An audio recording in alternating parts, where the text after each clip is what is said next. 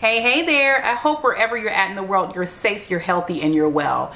Today, we're going to talk about something that is sort of exciting. We're going to talk about toasting and how important toasting is in our lives. Toasting is one of those things that we just start doing, right? You're there for a celebration and all of a sudden someone wants to toast.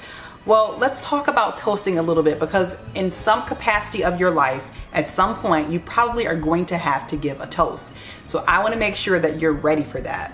I also, of course, want to make sure that you understand the connection between toasting and your journey on your leadership path. So first, let's talk about the components of a toast, and more specifically, let's talk about the device that we utilize to toast. Now, these are some of my favorite glasses. This actually is my husband's glass with his name on it from our wedding. And this one is mine. So we had matching flutes that were made actually by my ex-business partner, Zima Morogi, who was the partner in the very first company that I started, a wedding event production company, many moons ago. So these are flutes. That is what you typically use to toast when it's in a formal capacity. Now, of course, many people use different things to toast. As you can see over here in my glass cabinet, there are many different glasses that exist in here. There are rocks glasses, there are red wine glasses, white wine glasses. There are Moscow Mule glasses here. There are some coupe glasses, which I've shared a little bit about in some of the previous videos that I've done. You can toast in pretty much any glass that exists. But these are some of the more formal glasses that you utilize to toast, your champagne flutes. Now, along with whatever it is that you're toasting in, so the actual glass or cup itself, you need something to put in the glass. But before we get to what we put in the glass, let me talk about the anatomy of a toast quickly, okay? Let's just say that you've been called up or you've been formally asked to give a toast.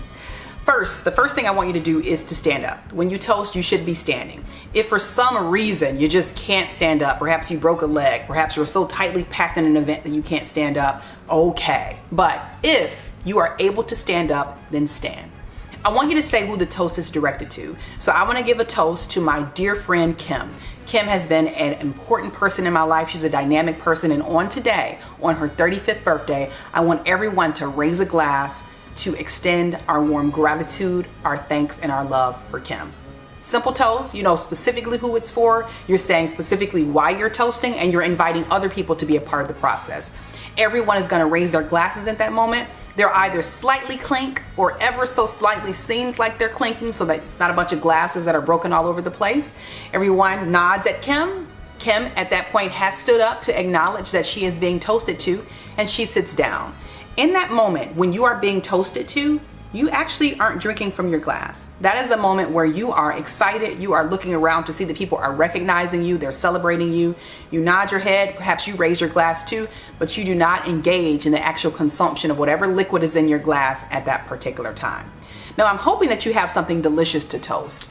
What I want you to get in the habit of is that if you're in a toasting situation, there is something in your cup. If you don't consume alcoholic beverages, this is not me here trying to force you to do it, but have something in your cup, even if it's water.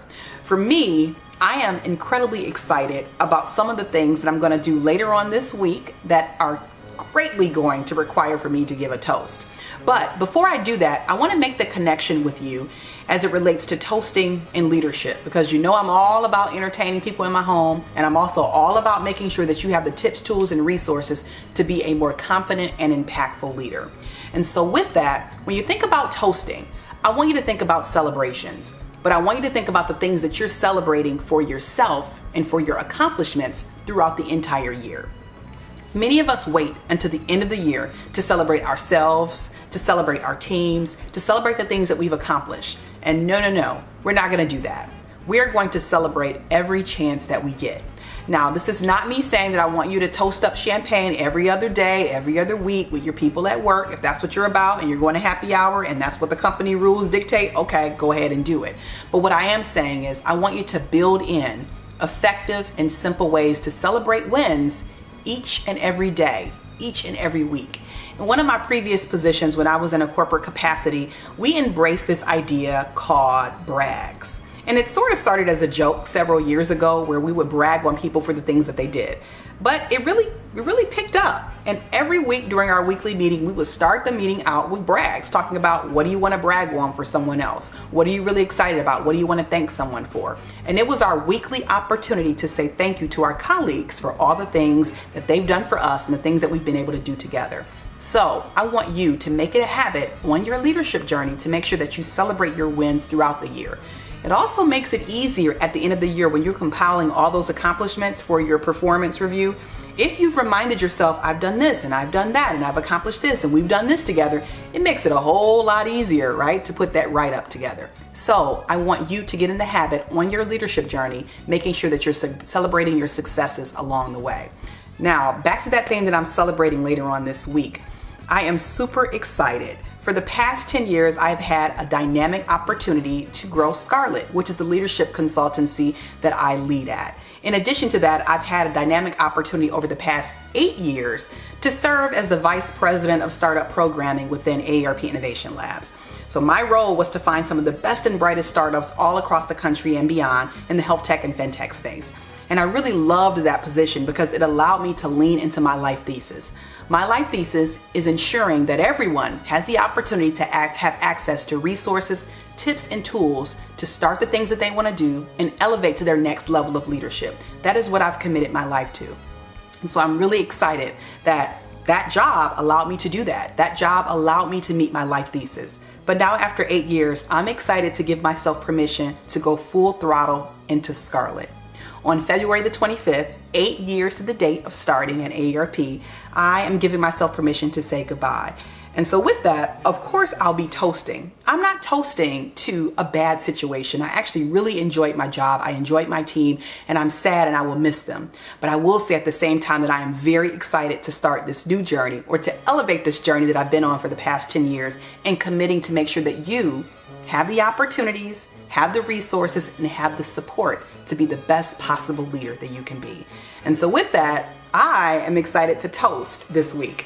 And I'm not toasting with just any old thing. I'm excited that one of my dear friends has actually gifted me a phenomenal gift. I absolutely love Veuve Clicquot. Okay, it is one of my favorite champagnes, and she has gifted me this dynamic box that I can't wait to open up in just a few days. I've been on a champagne kick for quite a while now, and so I'm curious about how this tastes. We've tried other high-end champagnes and also regular champagnes as well, because I just want to know what exists. So with that, I'm excited to share with you how this tastes, but I'm also excited to really elevate all the leadership tips, tools, and resources that I'll provide you and that my company will provide over at Scarlett.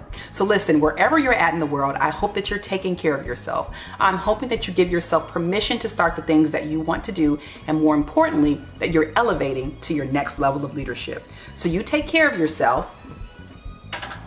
Make sure that you celebrate something exciting this week, and I'll see you again soon. Ciao.